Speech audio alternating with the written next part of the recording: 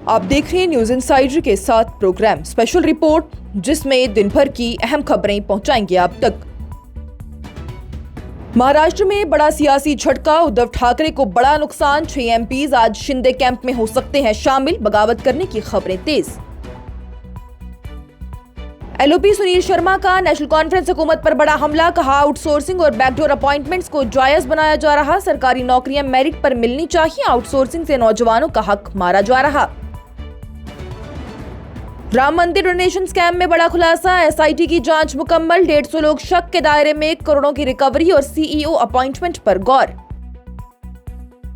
श्रीनगर के 8 एमएलएज के बावजूद कैबिनेट में एक भी वजीर नहीं, अपनी पार्टी के सदर सैयद मोहम्मद अल्ताफ बुखारी ने नेशनल कॉन्फ्रेंस हुकूमत पर उठाए संगीन सवाल, साथ ही नौजवानों को मुस्तकिल रोजगार न मिलने पर भी जाहिर की तशवीश। काबीना वजीर सकीना इत्तू का अपोजिशन पर पलटवार, कहा आउटसोर्सिंग हमारी नहीं बल्कि पिछली हुकूमतों का निजाम है, नौजवानों को गुमराह ना किया जाए। और मगरबी बंगाल में सख्त कानून की तैयारी, तोड़फोड़ और पुलिस पर हमलों पर होगी कड़ी कार्रवाई, पुलिस और सरकारी मुलाजमीन पर हमलों को रोकने के लिए हुकूमत का सख्त फैसला। इस प्रोग्राम को आप तक पहुंचाने में हमारे साथ ताउन किया है ग्लोबल इनोवेशंस कंसल्टेंसी ने, जो कि तालीम के लिए वादी का भरोसेमंद ब्रांड है। स्टार हॉस्पिटल सनत नगर श्रीनगर ने, जहां दुनिया के बेहतरीन डॉक्टर्स हर मर्ज का शिफा बख्श इलाज करते हैं। महाराष्ट्र की सियासत में एक और बड़ी हलचल देखने को मिल रही है। जराये के मुताबिक उद्धव ठाकरे की क़ियादत वाली शिवसेना उद्धव बालासाहिब ठाकरे गुट के 9 लोकसभा एमपीज में से 6 एमपीज और एकनाथ शिंदे की शिवसेना में शामिल हो सकते हैं। अगर ये सियासी तब्दीली होती है तो फिर ये एकनाथ शिंदे के लिए एक और बड़ी सियासी कामयाबी मानी जाएगी और महाराष्ट्र की सियासत में उनकी पोजीशन मजीद मजबूत हो जाएगी। इस दरमियान शिवसेना उद्धव बालासाहिब ठाकरे गुट के सीनियर रहनुमा संजय राउत ने मरकजी वजीर दाखिला अमित शाह के बयान पर सख्त रिएक्शन दिया है। मुंबई में मीडिया से बातचीत करते हुए राउत ने कहा है कि जितना ज्यादा शिवसेना उद्धव बालासाहिब ठाकरे गुट की तौहीन की जाएगी, उतना ही महाराष्ट्र के लोग उनके साथ खड़े होंगे। उन्होंने दावा किया है कि असल शिवसेना सिर्फ उद्धव ठाकरे की क़ियादत में ही थी और अवाम इस हकीकत को समझती है। ये सियासी तनाज़ा उस वक्त और तेज हो गया जब वजीर दाखिला अमित शाह ने कोल्हापुर में एक रैली के दौरान ही कहा है कि अब शिवसेना में कोई दूसरा धारा बचा ही नहीं और एकनाथ शिंदे की क़ियादत वाली शिवसेना ही असल पार्टी रही है। वाज़ेह रहे कि जून 2022 में एकनाथ शिंदे की बगावत के बाद शिवसेना को 2 हिस्सों में तकसीम कर दिया गया था। बाद में इलेक्शन कमीशन ने शिंदे ग्रुप को असल शिवसेना तस्लीम करते हुए पार्टी का मशहूर तीर कमान निशान अलॉट कर दिया। दूसरी तरफ से ही संजय राउत ने दावा किया कि बगावत करने वाले कुछ एमपीज अब भी पार्टी के राब्ते में हैं और अपने इलाकों में अवाम के गुस्से से खौफजदा हैं। उन्होंने ये भी कहा है कि पार्टी के कुछ एमपीज के साथ बातचीत चल रही है और अगर वो अपनी गलती महसूस करते हैं तो उनके लिए दरवाजे बंद नहीं है। सियासी हलकों में ये भी कहा जा रहा है कि अगर 6 एमपीज शिंदे कैंप में शामिल हो जाते हैं तो एंटी डिफेक्शन लॉ के तहत उन पर कार्रवाई मुश्किल हो जाएगी, क्योंकि ये तादाद लोकसभा में 2/3 हिमायत की शर्त को पूरा करती है। ये तमाम की आसराइयां उस वक्त मजबूत हुई जब 17 जून को दिल्ली में शिवसेना उद्धव बालासाहिब ठाकरे गुट की पार्लिमानी मीटिंग से 6 एमपीज गैर हाजिर रहे। इन एमपीज में संजय दिना पाटिल, संजय देशमुख, संजय जाधव, भौसाहेब वागचौरे, नागेश पाटिल, अष्टिकार और ओम प्रकाश राजे निंबलकार के नाम भी शामिल रहे।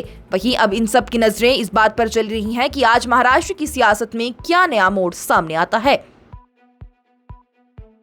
बीजेपी के सीनियर रहनुमा और जम्मू कश्मीर असेंबली में leader of opposition Sunil Sharma की जानिब से नेशनल कॉन्फ्रेंस हुकूमत पर आउटसोर्सिंग सिस्टम और बैकडोर अपॉइंटमेंट्स को जायज करार देने का इल्जाम लगाया गया। इंटरनेशनल योगा डे के मौके पर जवाहर नगर म्युनिसिपल पार्क में मीडिया से बातचीत करते हुए उन्होंने कहा कि सरकारी नौकरियां सिर्फ शफाफ और मेरिट की बुनियाद पर भर्ती के जरिए दी जानी चाहिए। सुनील शर्मा की जानिब से कहा गया कि आउटसोर्सिंग सिस्टम के तहत सरकारी इदारे खाली असामियां रेगुलर रिक्रूटमेंट के बजाय प्राइवेट एजेंसीज के जरिए पुर कर रहे हैं, जिससे कि तालीम याफ्ता नौजवानों के लिए रोजगार के मौके कम हो रही हैं। सुनील शर्मा का यह कहना है कि बीजेपी रोजगार पैदा करने के खिलाफ नहीं, लेकिन आउटसोर्सिंग पर बढ़ती हुई ये इनहिसारियत पर सख्त सवाल भी है। उनकी जानिब से जोर देकर कहा गया है कि नौजवानों को उनकी सलाहियत, मेहनत और काबिलियत की बुनियाद पर नौकरियां मिलनी चाहिए। शर्मा ने इल्जाम लगाया कि नेशनल कॉन्फ्रेंस हुकूमत आउटसोर्सिंग और बैकडोर अपॉइंटमेंट्स को आम और जायज दिखाने की कोशिश कर रही है, जबकि हकदार उम्मीदवारों को एक शफाफ और बराबर का मौका नहीं दिया जा रहा। बीजेपी रहनुमा की जानिब से कहा गया है कि सरकारी नौकरियों की भर्ती रिकॉग्नाइज्ड रिक्रूटमेंट एजेंसीज और कॉम्पिटिटिव एग्जामिनेशन के जरिए होनी चाहिए, ताकि जम्मू कश्मीर के तमाम उम्मीदवारों को बराबर का मौका मिल सके। उन्होंने इस मामले को हजारों बेरोजगार नौजवानों के मुस्तकबिल से जुड़ा हुआ अहम मुद्दा करार दिया और यह भी कहा कि बीजेपी हर फोरम पर इस मसले को उठाती रहेगी और शफाफ और इंसाफ पर मबनी रिक्रूटमेंट सिस्टम के लिए आवाज बुलंद करेगी। अयोध्या राम मंदिर में चढ़ावों की मुश्तबा चोरी के मामले की जांच कर रही स्पेशल इन्वेस्टिगेशन टीम यानी एसआईटी ने अपनी 6 दिन की तहकीकात मुकम्मल कर ली और लखनऊ वापस लौट गई। जराये के मुताबिक जांच के दौरान तकरीबन 150 अफराद को शक के दायरे में ले लिया गया, जबकि करीबन 25 लोगों के खिलाफ कार्रवाई की जा सकती है। एसआईटी ने पूछगिछ के लिए बुलाए गए अफराद को हिदायत दी है कि अगली इत्तला तक अपनी जगह न छोड़ें। टीम ने सबूत, दस्तावेजात और बयानात जमा करने के बाद ही अपनी इब्तदाई रिपोर्ट वजीर आला आदित्यनाथ को पेश करने की तैयारी शुरू कर दी। जांच के दौरान ही राम मंदिर ट्रस्ट से जुड़े हुए मुलाजमीन से पूछगिछ की गई है और मुतल्लिका अफराद के बैंक अकाउंट्स की तफसीलात भी हासिल की गई। एसआईटी ने खासतौर पर रामशंकर यादव और टीनू से कई मरतबा पूछगिछ की है और उनके रिश्तेदारों, साथियों और जायदादों के बारे में भी मालूमात जमा की। टीम ने CCTV footages, donation record, cash counting process और बैंकों तक चढ़ावों की मुंतकिली से मुतल्लिक तमाम रिकॉर्ड्स का जायजा लिया। जराये का यह कहना है कि अब तक तकरीबन 2 करोड़ रुपए की नकदी और कीमती अशिया बरामद की जा चुकी है। यह बरामदगी डोनेशन काउंटिंग प्रोसेस से जुड़े अफराद, उनकी निशानदेही की गई। इससे पहले 13 जून को ट्रस्ट के एक मुलजिम टीनू को घर से उसके सोना बरामद हुआ, हालांकि उसकी मिकदार अब तक जाहिर ना हो सकी। ये मामला उस वक्त सुर्खियों में आ गया जब 7 जून को समाजवादी पार्टी के रहनुमा पवन पांडे ने इल्जाम लगाया था कि राम मंदिर के चढ़ावों में से 5 से 7.5 करोड़ रुपए तक की चोरी हुई है। इसके बाद से ही समाजवादी पार्टी के सरबराह अखिलेश यादव ने भी हुकूमत की खामोशी पर सवाल खड़े करते हुए जुडिशियल इंक्वायरी का मुतालबा किया था। जम्मू कश्मीर अपनी पार्टी के सरबराह सैयद मोहम्मद अल्ताफ बुखारी की जानिब से आज कहा गया कि श्रीनगर से 8 एमएलएज मुंतखब होने के बावजूद भी नेशनल कॉन्फ्रेंस की हुकूमत में श्रीनगर का कोई भी कैबिनेट मिनिस्टर शामिल नहीं है। मीडिया से बातचीत करते हुए उन्होंने कहा है कि उनकी पार्टी जमीन पर एक्टिव है और श्रीनगर के लोगों के दरमियान जाकर उनके मसाइल और परेशानियों को समझने की कोशिश कर रही है। अल्ताफ बुखारी ने पिछली हुकूमतों की पॉलिसीज पर भी तनकीद की और कहा कि उनके कई फैसले अवाम के हक में नहीं रहे। उन्होंने नौकरियों की भर्ती के निजाम, स्पोर्ट्स काउंसिल और जम्मू कश्मीर बैंक जैसे इदारों की सूरत हाल पर सवाल खड़े करते हुए कहा कि लोग इन मामलों में जवाब चाहते हैं। अल्ताफ बुखारी की जानिब से कहा गया कि नौजवानों को आउटसोर्सिंग के जरिए नहीं बल्कि मुस्तकिल और महफूज रोजगार फराहम किया जाना चाहिए, क्योंकि आउटसोर्सिंग सिर्फ एक आर्जी हल है जो कि मुलाजमीन को जॉब सिक्योरिटी नहीं देता। बुखारी की जानिब से कहा गया कि जम्मू कश्मीर के नौजवान बेहतर रोजगार और मुस्तकबिल की उम्मीद रखते हैं और हुकूमत को उनकी जरूरियात को समझना चाहिए। उन्होंने नीट इम्तिहान देने वाले तलबा के लिए नेक ख्वाहिशात का इजहार करते हुए उनकी कामयाबी के लिए दुआ की है। साथ ही उन्होंने मेडिकल एडमिशन हासिल करने में स्टूडेंट्स को पेश आने वाली मुश्किलात पर भी फिक्र का इजहार किया और कहा कि तलबा को बेहतर सहूलियात और मौके मिलने चाहिए। भाई साहब, मसला वो नहीं है, मसला है 8 एमएलए शहरी श्रीनगर ने नेशनल कॉन्फ्रेंस को दिए, एक नहीं। बड़गाम ने कितने एमएलए दिए, एक भी वजीर नहीं। मसले ही मसले हैं, क्या कहेंगे। आज नीट का इम्तिहान है, मैं दुआ करता हूँ हमारे बच्चे कामयाब हो। खुदाया यम सोन बच करो कामयाब, अमन पी दोबारा दिन हिंदुस्तान नाबकार हुकूमत तुगन इम्तिहान तुन।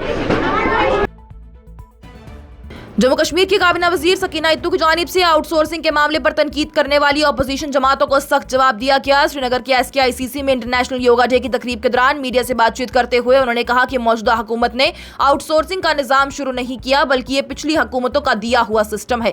उनका यह कहना है कि वज़ीर आला उमर अब्दुल्ला की क़ियादत वाली हुकूमत रोजगार के मौके पैदा करने और नौजवानों को शफाफ तरीके से नौकरियां देने के लिए पुरअज़्म है। सकीना इत्तू ने बताया कि दिल्ली के दौरे के दौरान भी उन्होंने मरकजी वजीर से दरख्वास्त की थी कि आउटसोर्सिंग के बजाय जम्मू कश्मीर को रेगुलर नौकरियां पैदा करने के लिए फंड्स दिए जाएं ताकि नौजवानों को मुस्तकिल और शफाफ रोजगार मिल सके। उन्होंने कहा कि जो लोग आज आउटसोर्सिंग पर सवाल खड़े कर रहे हैं वही लोग इस निजाम को लेकर आए थे और अब वो हुकूमत को ट्रांसपेरेंसी का दर्स नहीं दे सकते। वजीर की जानिब से अपोजिशन पर इल्जाम लगाया गया कि वो बेरोजगार नौजवानों में गलतफहमी पैदा करने की कोशिश कर रहे हैं और उन्हें मिलने वाले रोजगार के मौकों को सियासत की नजर करना चाहती हैं। उनका यह भी कहना है कि जो लोग आज तनकीद कर रहे हैं उन्हें अपने दौर के रिक्रूटमेंट स्कैंडल्स और बेज़ाब्तियों का भी जवाब देना चाहिए। सकीना इत्तू ने यह भी कहा कि अगर किसी को आउटसोर्सिंग से मुतल्लिक किसी भी मामले की जांच करवानी है तो हुकूमत उससे डरती नहीं है। उन्होंने कहा है कि जरूरत पड़ने पर इंक्वायरी हो सकती है, लेकिन सियासी मकसद के लिए अवाम और नौजवानों को गुमराह नहीं किया जाना चाहिए। जहाँ तक आउटसोर्स का कंसेप्ट है, ये उन्हीं की सरकार जो आज ये बातें कर रहे हैं उन्हीं की सरकार में ये कंसेप्ट दिया गया है। और आज अगर इस रियासत जम्मू कश्मीर में नौजवानों को कहीं से वो मजबूर हैं, पढ़े लिखे लोग हैं, आप क्या समझते हो, आप हायर एजुकेशन में देखिए जो भी लगते हैं बेचारे एकेडमिक अरेंजमेंट के लिए किस तरह अप्लाई करते हैं, क्या प्रॉपर प्रोसीजर होना चाहिए। अब हमें वो सिखाएंगे जिन्होंने बैंक में हज़ारों स्कैंडल किए हैं। जो लोग क्या बोलती हूँ मैं, जो कपड़े धोते थे वो आज बैंक की चेयरमैन की मैनेजर की कुर्सी पे बैठे हुए हैं, जिनका कोई कंसेप्ट, जो मैट्रिक पास भी नहीं है, वो हमें आज दरस देंगे कि हमें क्या प्रोसीजर अडॉप्ट करना चाहते हैं। और मगरबी बंगाल की हुकूमत पब्लिक डिसऑर्डर, तोड़फोड़ और पुलिस और सरकारी मुलाजमीन पर हमलों से निपटने के लिए 2 नए सख्त कानून लाने की तैयारी कर रही है। जराये के मुताबिक होम डिपार्टमेंट इन दोनों बिल्स को कैबिनेट की मंजूरी के लिए पेश करेगा, जिसके बाद ही बजट सेशन के दौरान असेंबली में इन्हें पेश किया जा सकता है। हुकूमती ऑफिशियल्स का यह कहना है कि इन कवानीन का मकसद सिर्फ लॉ एंड ऑर्डर कायम रखना नहीं, बल्कि अवाम की हिफाजत को भी मजबूत बनाना है। पिछले कुछ अरसे में ऐसे कई वाकयात सामने आए जहां पुलिस, एडमिनिस्ट्रेटिव ऑफिसर्स और मरकजी सिक्योरिटी फोर्सेज पर ड्यूटी के दौरान हमले हुए। पहला bill west Bengal maintenance of public disorder act 1972 में तब्दीली से मुतल्लिक है। इस कानून में दंगे, आगजनी, लूटमार, धमाका खेज मवाद के इस्तेमाल और अमनो अमान को खतरा पहुंचाने वाली सरगर्मियों के खिलाफ वर्जी भी की गई है। वहीं नई तब्दीलियों के बाद ही पुलिस और इंतजामिया को ज्यादा इख्तियारात मिल सकते हैं ताकि ऐसे जुर्म पर सख्ती से काबू पाया जा सके। दूसरा बिल पब्लिक सेफ्टी कंट्रोल और एंटी सोशल एक्टिविटी बिल के नाम से लाया जा रहा है। इस कानून का मकसद सिर्फ अमनो अमान ही नहीं, बल्कि एंटी सोशल एक्टिविटीज और अवाम की सलामती से जुड़े हुए मसाइल को भी ज्यादा मौसर तरीके से डील करना है। जराये के मुताबिक कानून में यह भी शामिल हो सकता है कि तोड़फोड़ या तशद्दुद के दौरान पब्लिक या प्राइवेट प्रॉपर्टी को नुकसान पहुंचाने वालों से मुआवजा वसूल किया जाए। अगर कोई शख्स दोषी करार दिया जाता है तो उसकी जायदाद या असासा फरोख्त करके नुकसान की भरपाई की जा सकती है। मगरबी बंगाल में हाल ही में कई ऐसे वाकयात सामने आए हैं जहां पुलिस स्टेशन और सरकारी दफ्तरों को निशाना बनाया गया। फाल्टा में एक वाकये के बाद से जहां कुछ अफराद ने पुलिस स्टेशन में घुसने की कोशिश की थी, हुकूमत ने सख्त कानूनी ढांचे की जरूरत पर जोर दिया। अब होम डिपार्टमेंट इन कवानीन का फाइनल ड्राफ्ट तैयार कर रहा है और उम्मीद है कि जल्द ही असेंबली में इस पर बहस होगी। आज की स्पेशल रिपोर्ट में इतना ही। दीजिए इजाजत। लेटेस्ट अपडेट्स के लिए देखते रहिए न्यूज़ इंसाइडर 24/7।